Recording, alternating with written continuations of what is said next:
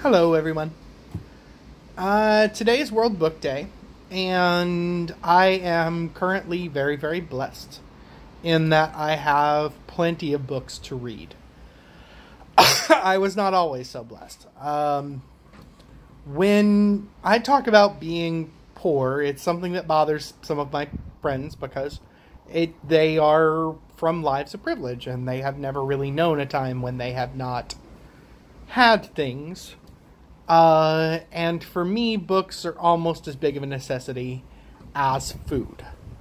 I know that it's hard to tell that from my, shape, but there have been several times in my life where I had to choose between eating and having a place to sleep, or even just...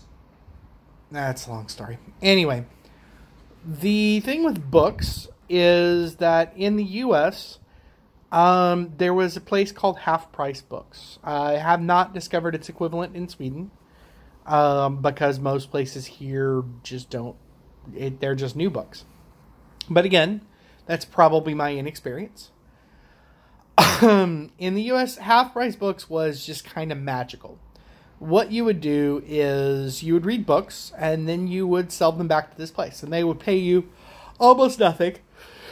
Kind of like GameStop is for games, but with books, because we've had books longer than games. When I was a kid, before video games became big, the Nintendo pretty much debuted when I was about 10. And my friend had one, but again, we were poor. I did not.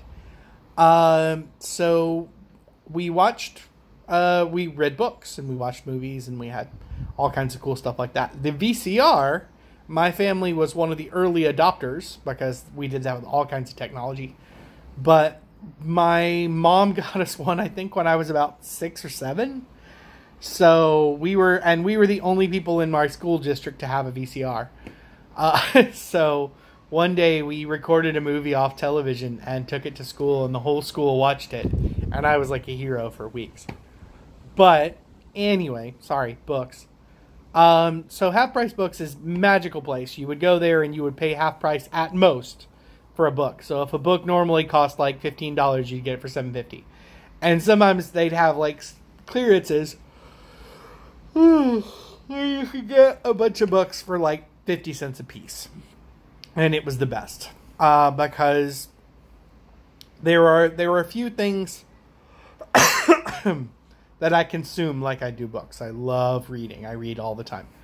I got a book beginning of 2 weeks ago.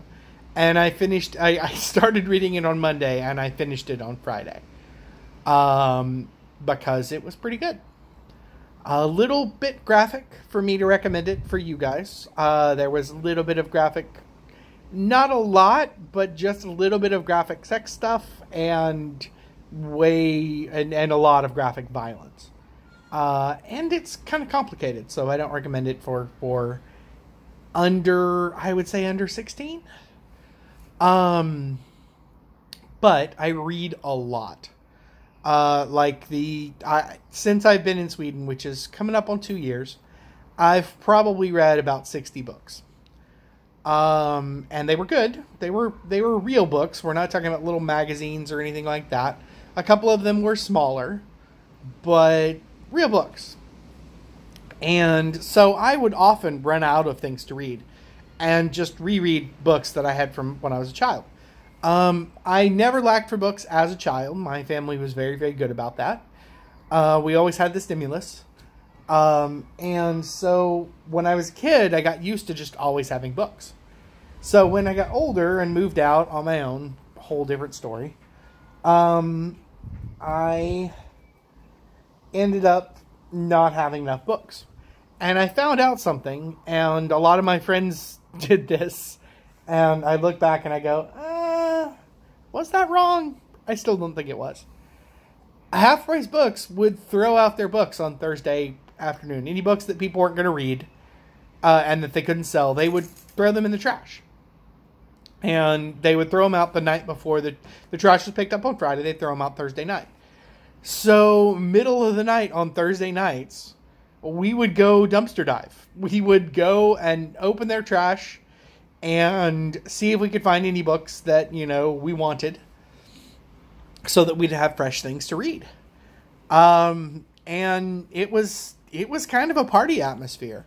It was one of those things where, 4 or 5 of us would go. One of us would stand watch while the others went through it. And then somebody else would stand watch while they went through it. And we would just basically dig out books and get those books and read them. Most of the time, most of the employees there were pretty cool with it. They didn't mind because they were going to throw them out anyway. So, no big loss.